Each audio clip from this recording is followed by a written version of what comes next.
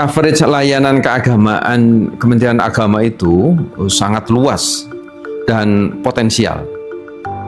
Ada pengelolaan KUA di seluruh kecamatan. Selain itu ada penyuluh agama, ada pemuka-pemuka agama, ada lembaga-lembaga keagamaan, ada tokoh ormas keagamaan, belum lagi pengelola rumah ibadah semua agama.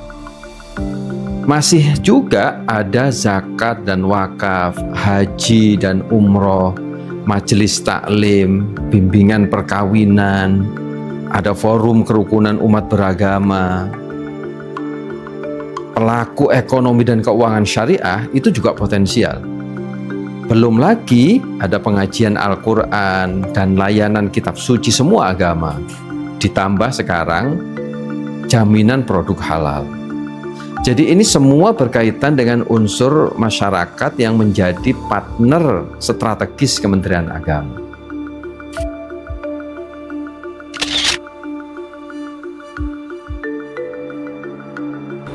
Gagasan proyek perubahan ini sangat relevan dengan tugas dan fungsi Kementerian Agama.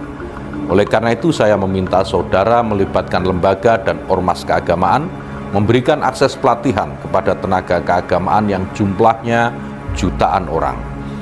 Gunakan pendekatan yang efektif dan efisien, serta memanfaatkan teknologi dan layanan digital sebaik mungkin. Semoga upaya ini bermanfaat bagi umat dan bangsa.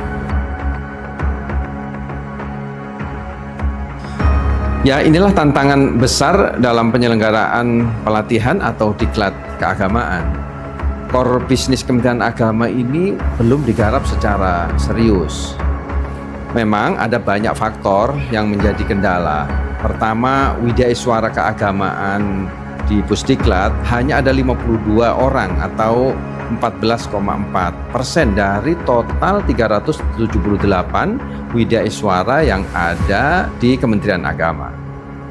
Akses pelatihan juga terbatas. Belum didesain melibatkan multi pihak.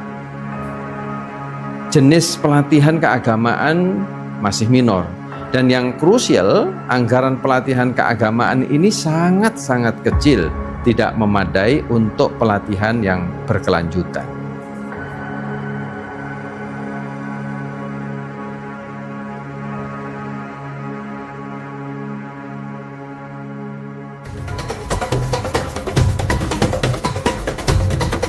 Nah, berkali-kali Gus Menteri menyampaikan kepada kami bahwa Kementerian Agama ini adalah kementerian semua agama. Dan dalam catatan kami, kalau begitu, semua institusi yang mestinya menjadi fokus Kementerian Agama itu harus banyak yang berkaitan, yang berurusan langsung layanan keagamaan. Saya simpulkan seperti itu. Walaupun dana di bidang ini masih kecil kan. Jadi kalau judulnya Kementerian Agama, berarti fokus kita itu bisa di sini, di bidang layanan agama. Nah, yang kita garap sekarang ini yang bidang keagamaan, yang sasarannya lebih banyak umat. Outputnya itu bagaimana mencerdaskan umat.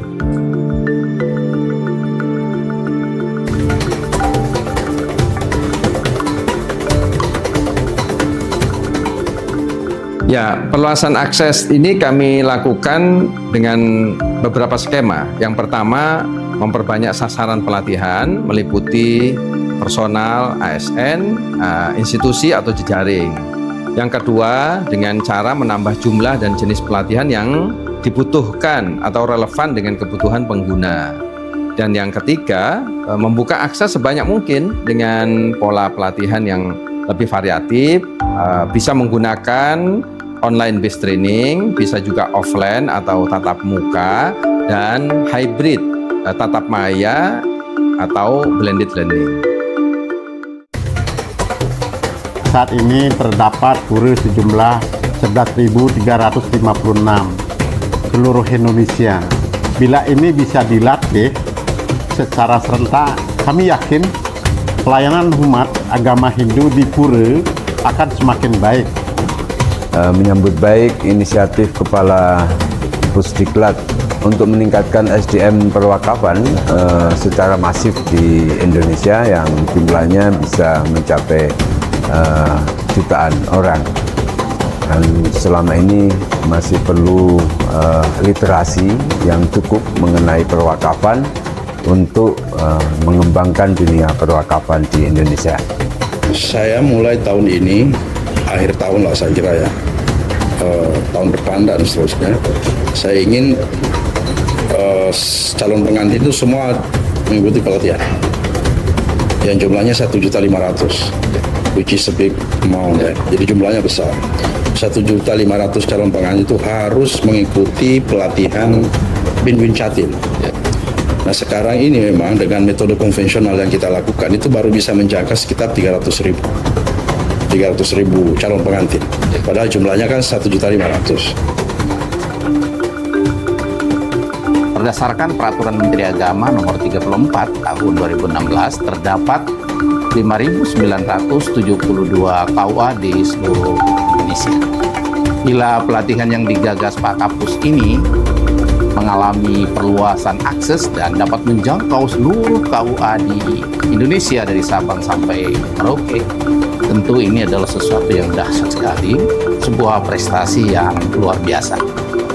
Dalam meningkatkan kualitas SDM pengelola zakat, Lajismu selama ini cukup concern dalam mengembangkan SDM dan akan semakin kuat bila disinirikan dengan Pusdiklat.